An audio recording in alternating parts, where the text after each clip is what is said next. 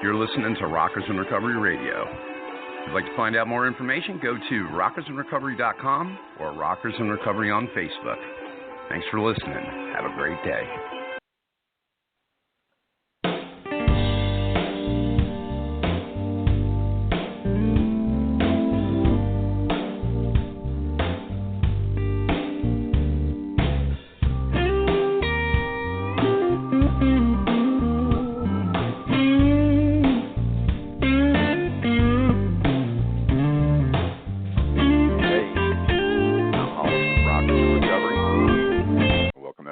Show this morning. Thanks for tuning in. Rockers in Recovery. Give you a little bit of information about us and what we do and how we do it. Rockers in Recovery Media is dedicated to carrying the message of addiction recovery education. We do it through music, news, events, festivals taking place within and not limited to the clean and sober community. Prevention's the name of the game. You know, it's a cool thing. The word around here is Rockers in Recovery, where recovery, education, and prevention and rock and roll come together.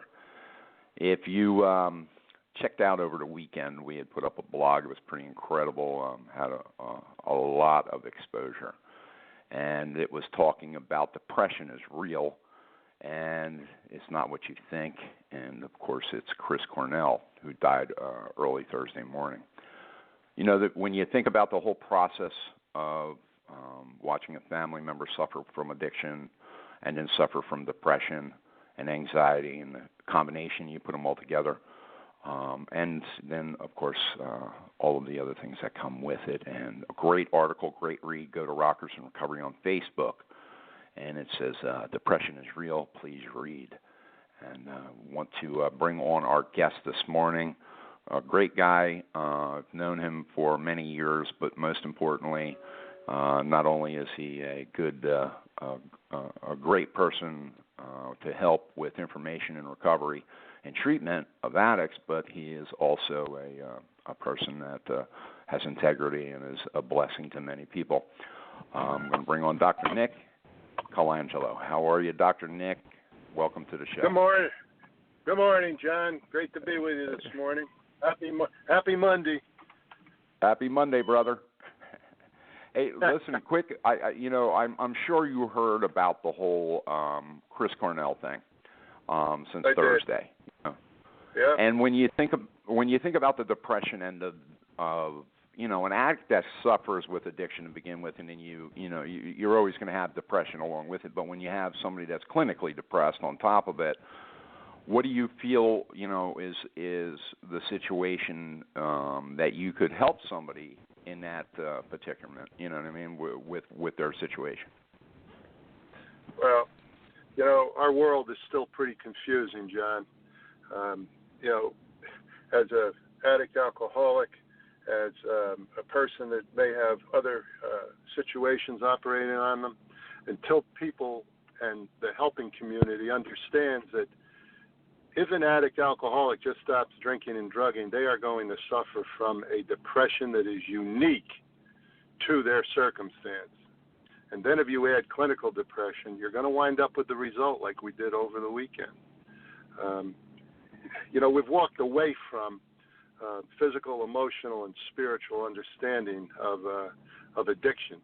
And if I only treat the physical, I am left with a restless, irritable, discontented, almost combative, unfulfilled attitude. And I'm either going to relapse or I'm going to seep into a clinical depression. So the helping community needs to take a look at it. And then secondly, if not just as important, the shame factor of one being an addict alcoholic, secondly having another issue, we don't want to get appropriate help with it. We want to fight it ourselves. And you know what? Unfortunately, harmful results wind up that way.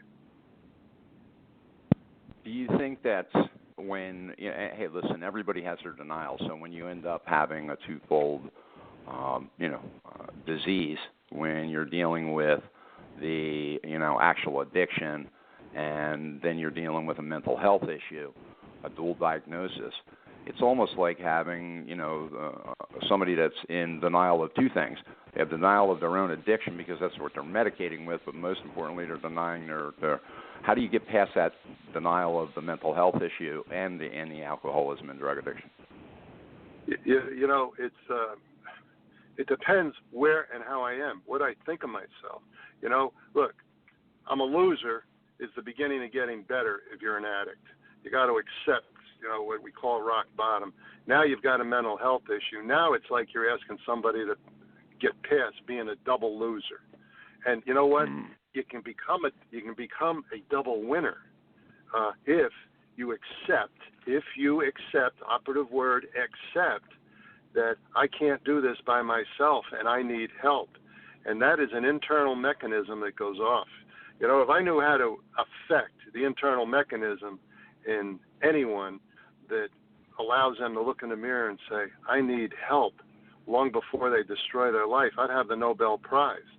There's this free fall, there's this stuff that goes on, and somehow outside circumstances are assistive. But until the branch of I'm going to do this myself and I don't need help cracks or breaks inside of us, no one really gets enough help. I had a friend that had an interesting statement. He said, we all need help, and if we get enough help, we'll be fine. The problem is I cannot be the arbiter of what enough is. Somebody else has to do that for me. And it goes back to that. It goes back to that surrender process of I can't do this. I need help. In clinical depression, there is a darkness, a blackness that the person believes, at least with the people I've worked with, that they're never going to be light in their life again. And if you're not surrounded or have contact with people that are telling you that, your brain is lying to you. The pain of that darkness sets the stage for, I got to leave this. I got to stop this right now. And that's where suicide pops up, the ugliness of suicide. Relief at any price. When you look at and you're absolutely right, but when you look at the process of going, let's talk about 12-step or any other type of organization that's going to support the effort, and where do you think that leads when somebody goes into the herd, so to speak? And do you feel that helps them to be able to round off on people if they're willing to listen? And most importantly, do you feel that a 12-step approach is something that could help along with, a psychiatrist or a psychologist? Well, I was taught by some pretty good people, and, look, if almost everybody has a form of depression when they hit AA or they hit NA or any other 12-step program because they're in a conflict with what they think it should be and what it is. And until some of that works out, there is a unique depression presentation. I was trained by very good people. They said, if somebody is going to a 12-step program, they're doing everything they're supposed to do. Not the person that isn't doing everything they're supposed to do, but the person that's doing everything they're supposed to do. And they're presenting symptoms of life isn't worth living, I'd be better if I wasn't here, and they have a plan. You better get them to a psychiatrist because I will tell you, quite frankly, they need medication. Well, what's the time frame of that? Well, if a fellow's walking around threatening suicide in the first 3 weeks he's in a 12-step program, get him to a psychiatrist. It doesn't make any difference whether they are or they're not. What you need to do is, the responsible thing is, man, you got to see a doctor. If someone is languishing in a 12-step program and their life is not getting better, and they're describing this internal suffering and that life is gray, and I think it'd be better if I killed myself. Man, get them to a psychiatrist and get out of the way of how you judge how the psychiatrist treats them or not. The only problem I have with psychiatry today, and I'm outspoken about it, you can treat depression with a medication. You don't need 15 medications.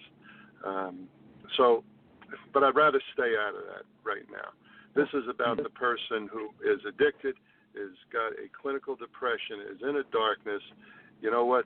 The 12 steps will assist them up to a point. But if they don't get the same relief that their brother or sister is getting that they're sitting next to, it reinforces I'm different and this is a bunch of crap for me. Yeah.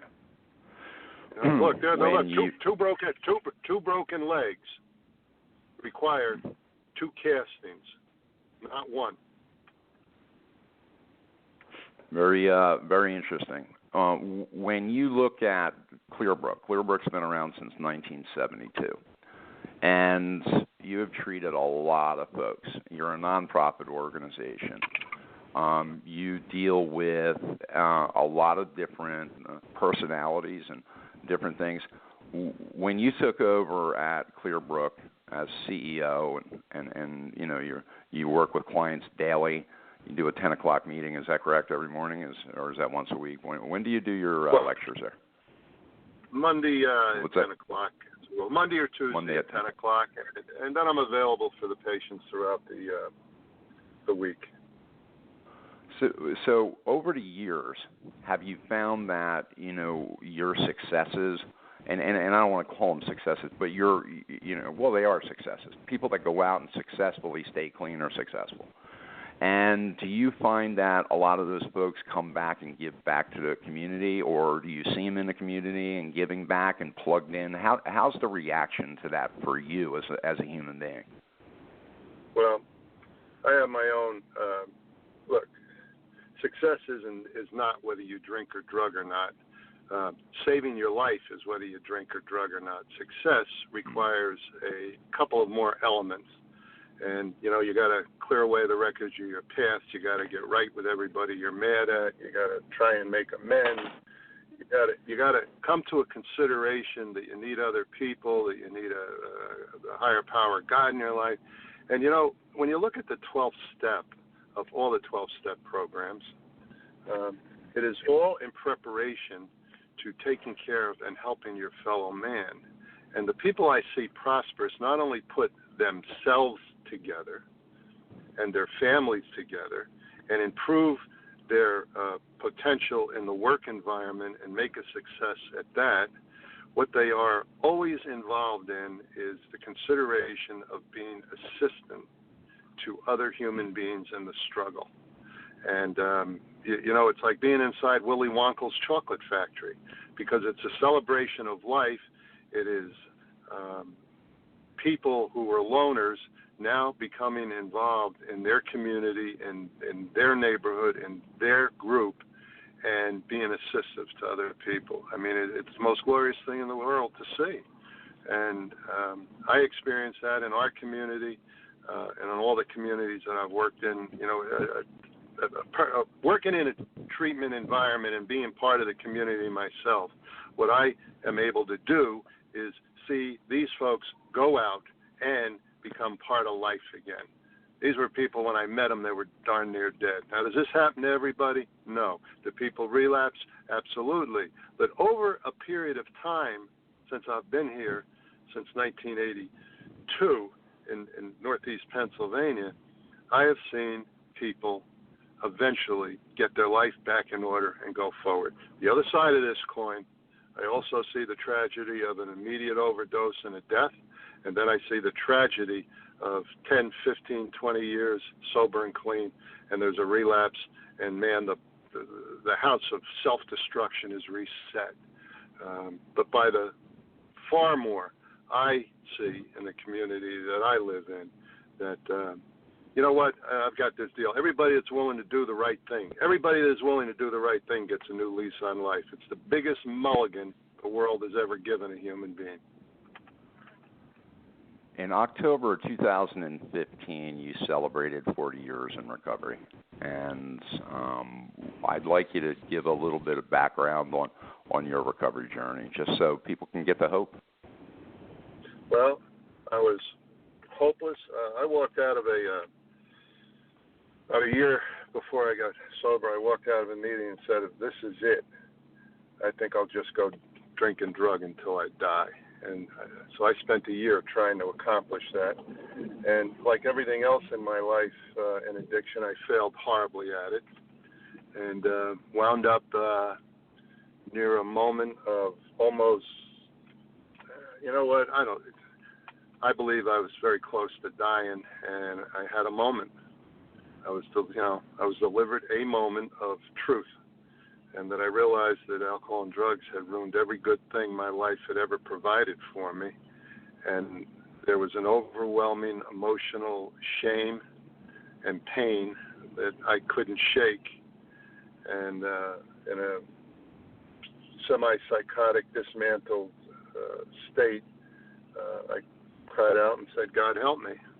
The next morning, everything that people had been telling me to do for 2 or 3 years seemed to have a new reality attached to it.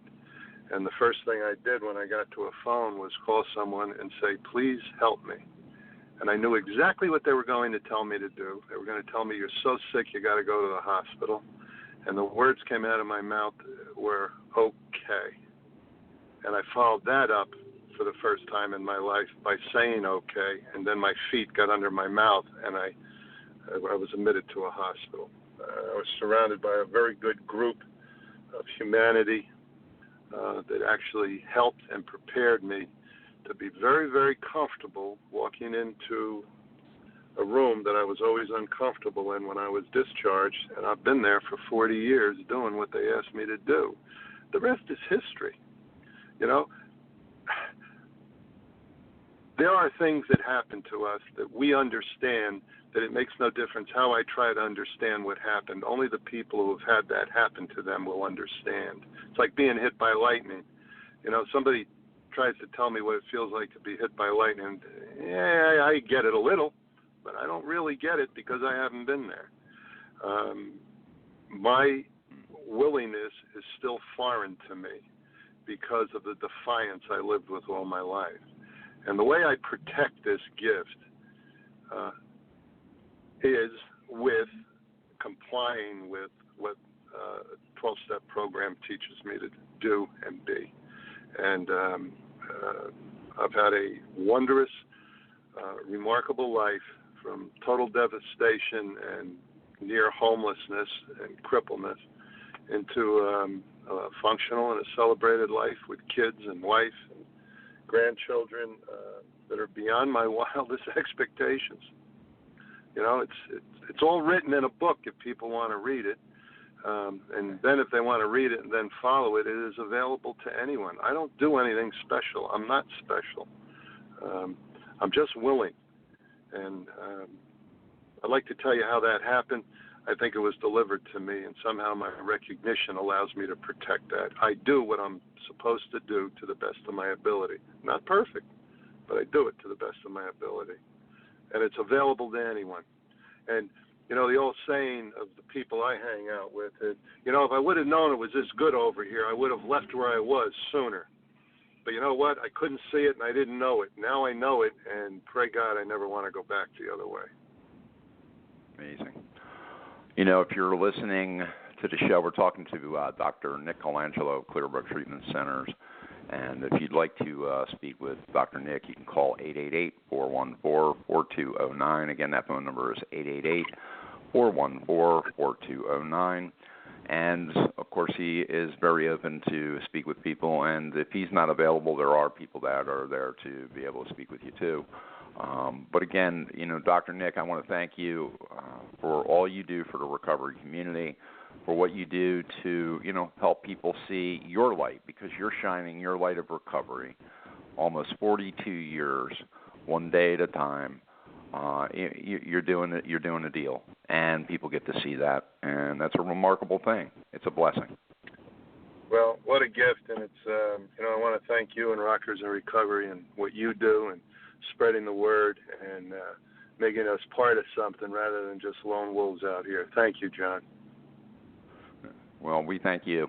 And, again, if you're looking to speak with Dr. Nick or the staff at Clearbrook Treatment Centers, call 888-414-4209.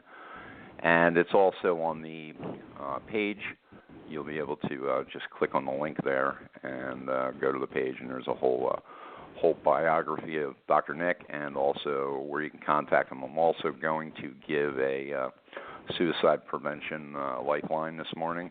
If you're dealing with a suicidal ideation, you can call 800-273-8255. But either number will get you what you need. Hey, John, just a footnote on this. Anybody out there that is thinking of hurting themselves and life isn't worth living, call anyone, clergyman, fireman, policeman, neighbor, brother, sister. Do not sit there by yourself. Reach out, call someone. Nick, again, thank you so much for being on the show, and we're going to play a song from Mike Zito, who was one of our guests the other day, and it's One Step at a Time. Again, Dr. Nick, thanks for being on the show. God bless. We will talk soon, brother. All right, thank you. God bless, John. All right, brother. Bye-bye. Bye-bye. There you go, guys. Dr. Nick from Clearbrook Treatment Centers, and, of course, Rockers in Recovery Media is dedicated to carrying the message of addiction recovery education, and we do it through prevention and music and news and events and festivals and radio shows and live streaming events, concert events. If you can check out our new page today, and that's Rockers in Recovery on Facebook, but we also have Sobriety Rocks Music Fest. It's going to be taking place. Check out that information. You can also check us out at rockersinrecovery.com. Have a blessed day, and one step at a time. Mike Zito. I tell you what, I'm happy to be alive. I'm happy to be alive, brother and sisters. I don't know what keeps this whole big thing going around, but I'm all for it.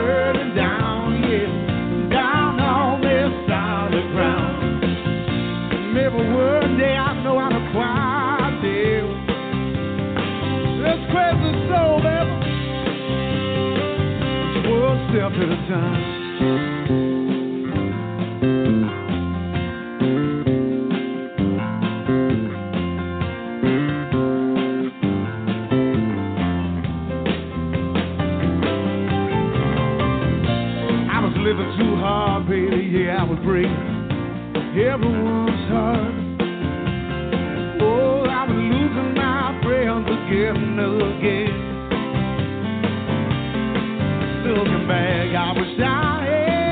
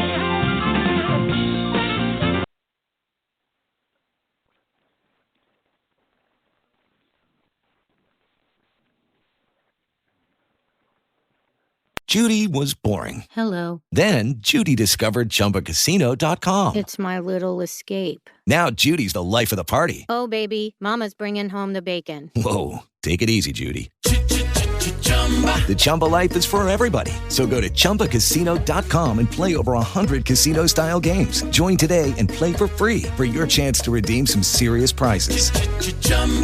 ChumbaCasino.com. No purchase necessary. Void where prohibited by law. 18+ terms and conditions apply. See website for details.